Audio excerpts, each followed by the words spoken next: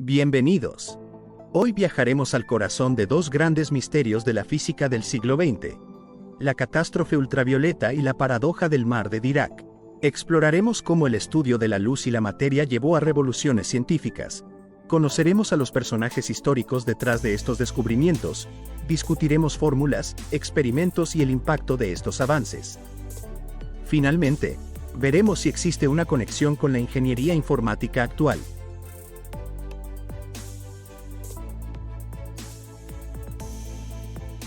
Año 1900. Científicos intentan explicar la radiación térmica emitida por un llamado cuerpo negro. En esa época, había un ambiente de colaboración y competencia, especialmente entre laboratorios alemanes, británicos y franceses.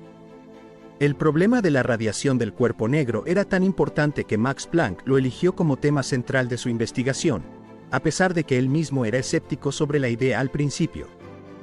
Un cuerpo negro es un objeto idealizado por los físicos.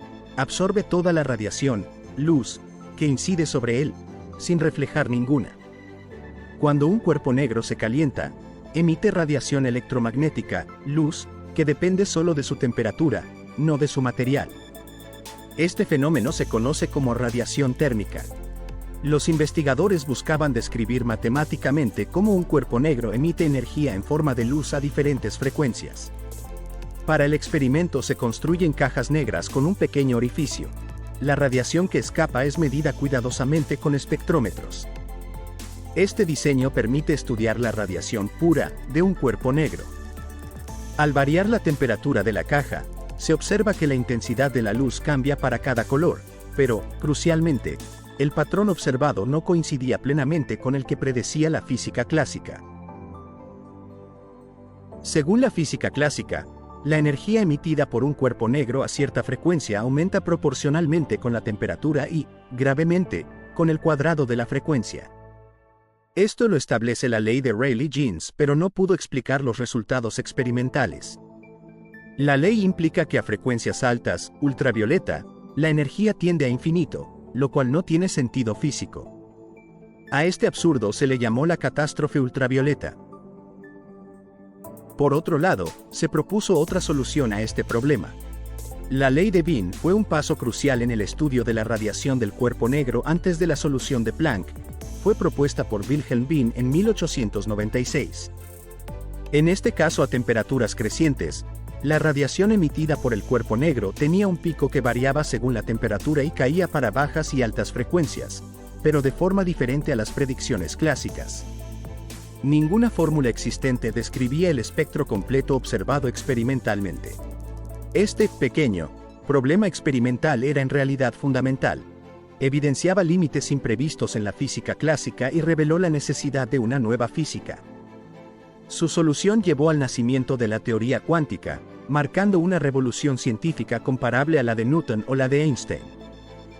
Max Planck introdujo una hipótesis radical: la energía no se intercambia de manera continua, sino en paquetes discretos, llamados cuantos. Propuso que la energía de cada paquete está dada por una fórmula, donde E es la energía del cuanto, ni es la frecuencia de la radiación, h es la constante de Planck. Planck dedujo una fórmula que combinaba los aciertos de Wien y Rayleigh-Jeans. Su ley describe perfectamente los datos experimentales en todo el espectro, tanto en bajas como en altas frecuencias. Este resultado era tan exacto con los experimentos, que incluso Planck pensó al principio que era solo un truco matemático, antes de entender el impacto de su ley. Tras la revolución introducida por Max Planck y Albert Einstein en las primeras décadas del siglo XX, la física vivió una época de grandes avances y descubrimientos. Sin embargo, quedaba un enorme desafío: unificar la mecánica cuántica, válida para partículas muy pequeñas, con la teoría de la relatividad especial de Einstein, que describe el comportamiento de objetos que se mueven a velocidades cercanas a la luz. Para describir electrones en condiciones relativistas o en experimentos de alta energía, se necesitaba una nueva formulación. En 1928, el físico británico Paul Adrian Maurice Dirac desarrolló la famosa ecuación de Dirac, la primera ecuación cuántica relativista para el electrón. Su ecuación no solo explicó el spin y el momento angular del electrón, sino que también ofrecía predicciones completamente nuevas.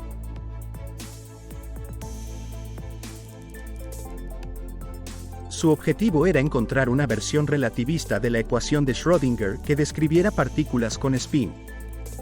La ecuación de Schrödinger describe cómo evoluciona la función de onda psi de una partícula, por ejemplo, un electrón, en el tiempo. Esta ecuación posee sus limitaciones. No es compatible con la relatividad especial. Solo sirve para partículas a velocidades mucho menores que la luz, y no explica el spin intrínseco del electrón y la existencia de la antimateria. Dirac parte de la ecuación de Schrödinger y da con su famosa ecuación para una partícula libre, sin interacción con campos externos.